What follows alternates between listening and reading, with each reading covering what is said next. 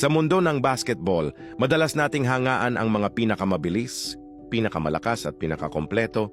Pero paano kung sabihin ko sa iyo na may isang manlalaro na kulang sa isa, pero buo ang puso? Ipinanganak si Hansel Emmanuel Donato sa Dominican Republic. Isang masayahing bata puno ng pangarap, pero sa edad na 6 na taon, isang malagim na aksidente ang tuluyang nagbago sa kanyang buhay. Nahulog ang isang pader sa kanya, at dahil dito, kinailangang putulin ang isa niyang braso. Maraming nagsabi, sayang, hindi na siya makakalaro. Paano siya magdadribble? Paano siya magsushoot? Basketball? Imposible! Pero si Hansel hindi naniwala sa imposible. Hindi niya tinanggap ang limitasyon na gustong ipataw sa kanya ng mundo. Sa halip, pinili niyang tumayo, humawak ng bola at patuloy na mangarap. Sa bawat araw ng ensayo, pinatunayan niya na ang tunay na lakas, hindi na susukat sa kumpletong katawan, kundi sa kumpletong determinasyon.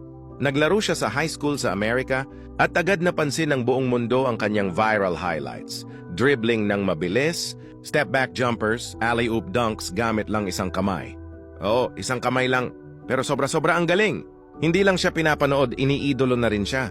Pero higit pa sa mga highlights, ang pinaka-nakakamangha kay Hansel ay ang kanyang pananaw sa buhay. Sa bawat interview, sa bawat laro, lagi niyang sinasabi, "Ang Diyos ang dahilan kung bakit ako nandito." Lahat ng ito ay hindi imposible sa kanya. Ngayon, college basketball player na siya sa US at tuloy ang pangarap. At ang tanong ng marami, kaya ba niyang makapasok sa NBA? Ang sagot? Hindi lang kaya karapat-dapat. Karapat-dapat si Hansel sa isang pagkakataon. Dahil hindi lang siya simpleng manlalaro, isa siyang simbolo ng pag-asa, ang tapang, at ng walang hanggang paniniwala sa sariling kakayahan. Ang kwento niya ay paalala sa ating lahat, na kahit ano pa ang nawala sa'yo, basta't buo ang puso mo. Walang imposible. Hansel Emmanuel, hindi lang isang pangalan, kundi isang inspirasyon sa buong mundo.